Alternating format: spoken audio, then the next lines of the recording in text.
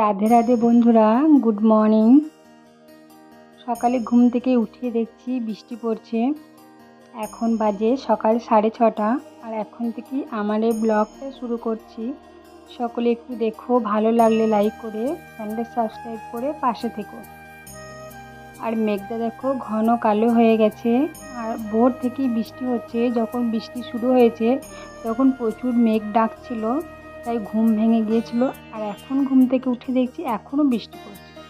আর আমাদের দরজার সামনেটা দেখো, তোমরা তো জানো দরজার সামনেটা মাটির রাস্তা, আর এখানটা দেখো প্রচুর কাদা হয়ে গেছে, বাইরে যেতে মন করছে না। আর এখানে দেখো এত বৃষ্টি হয়েছে যে গাছটা পড়ে গেছে।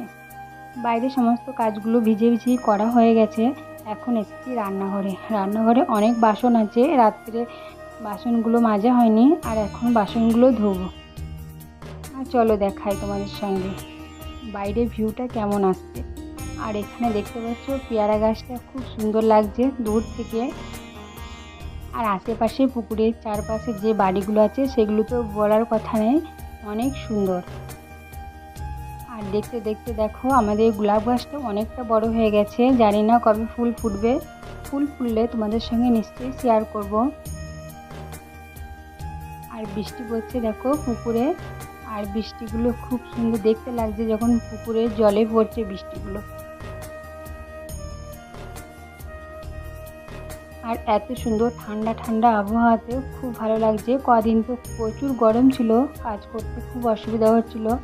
এখন একটু বৃষ্টিটা হয়ে মনে হচ্ছে ঠান্ডা হয়েছে। তারপরে দেখো বাসনগুলো ছিল, সেই বাসনগুলো সব মাজা হয়ে গেছে। আর এখন একটু জল ধরে নিচ্ছি, কারণ বিদ্যুৎ চমকাচ্ছে, বৃষ্টি হচ্ছে, কখন যে কারেন্ট চলে যাবে বলার কথা নয়। এখন রোজ কারেন্ট যাচ্ছে আর রোজ বৃষ্টি হচ্ছে। তারপরে দেখো বাসন ধুয়ে নিয়েছি আর জলও ভরে নিয়েছি।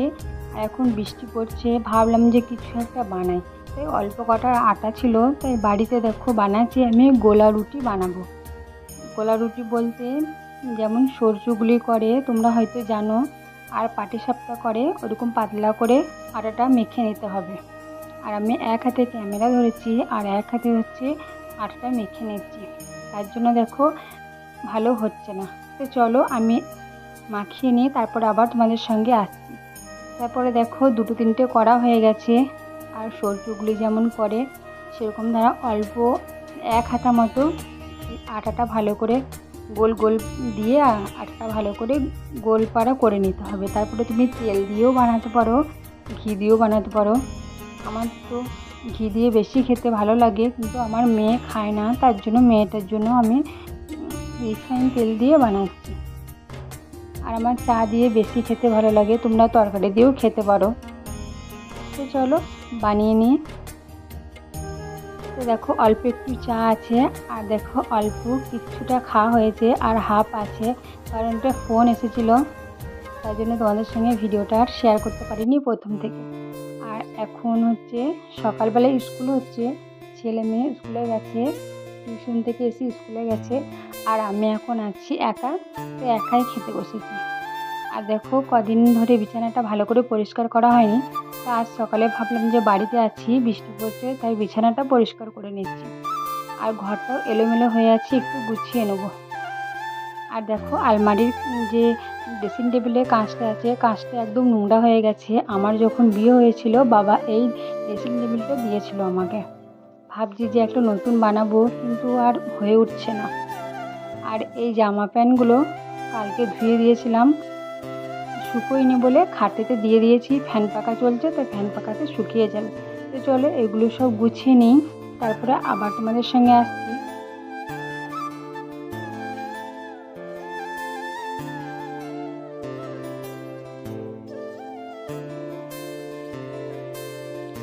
দেখো গুছানো হয়ে গেছে, আর বিছানাটাও খুব সুন্দরভাবে বিছানাটা পরিষ্কার করে নিয়েছি, ভালো লাগছে। এখন তো ভালো লাগছে, খানিকক্ষণ পর ছেলে মেয়ে স্কুল থেকে বাড়ি এলে আবার যাকে তাই, মানে এত নোংরা করে বলার কথা নয়। আর এইটা দেখো আমি মিশো থেকে অর্ডার করে নিয়েছি, কেমন হয়েছে একটু জানিও তো, তোমাদের সঙ্গে শেয়ার করতে পারিনি, শেয়ার করতে মন হয় না, কারণ হচ্ছে ভিডিওতে ক্যামেরার কোয়ালিটিটা ভালো হয় না, আমার ফোনটা একটু খারাপ হয়ে গেছে, তার জন্য ভিডিও বানানো আর মন করে না। আর এখানে দেখো ঠাকুরগুলো তো অনেক দিন ধরে আমরা পুজো করিনি, কারণ আমার একটা কাকাশ্বরের বৌমার বাচ্চা হয়েছে, 1 মাস এখনও হয়নি, তার জন্য আমরা ঠাকুরগুলোকে এখনও পুজো করিনি। 1 মাস হয়ে যাবে তারপরে আমরা পুজো দেবো। তো দেখো ঘরের সমস্ত কাজ করা হয়ে গেছে, এখন বারান্দাটা মোছা লাগিয়ে নিয়েছি। আজকের ভিডিওটা কেমন লেগেছে অবশ্যই কমেন্ট করে জানিও।